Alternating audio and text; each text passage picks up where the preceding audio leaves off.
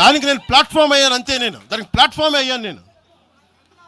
దానికి ప్లాట్ఫామే అయ్యా. వచ్చి కుర్రాడు రోడ్డు మీద కూర్చొని జనసేన ఆఫీస్ ముందు కూర్చుంటే వెళ్ళి మాట్లాడా.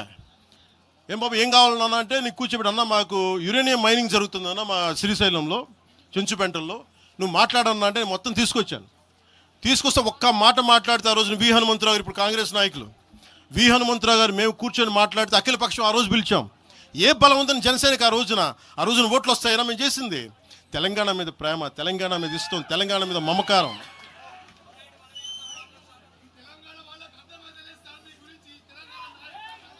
తెలంగాణ ప్రజలు వేరు, తెలంగాణలోని కొద్దిమంది. నేను కేసీఆర్ గారు భారత రాష్ట్ర సమితి పెట్టి ఆంధ్రాలో పార్టీ పెట్టినప్పుడు స్వాగతించిన వాడిని నేను. ఒక పార్టీ ఎక్కడైనా పెట్టుకోవచ్చు. కేసీఆర్ గారికి మనస్ఫూర్తిగా ఆ రోజున తెలంగాణ మనకి గుంటూరులో బీఆర్ఎస్ పార్టీ కార్యాలయం పెడితే, అంతకుముందు జనసేనలో పనిచేసిన నాయకులను ఆయన ప్రెసిడెంట్గా పెడితే మనస్ఫూర్తిగా స్వాగతించాం.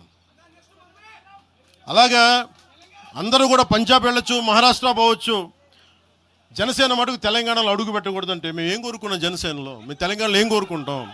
పవన్ కళ్యాణ్ ముఖ్యమంత్రి అవుతాడు ఇక్కడ? ఆంధ్రాలోనే దిక్కు లేదు, పవన్ కళ్యాణ్ ఇక్కడే ముఖ్యమంత్రి అవుతాడు. కానీ దేనికి భయం అంటే చైతన్యవంతులను చేస్తామన్న భయం, అదొక్కటే భయం. సమస్యల మీద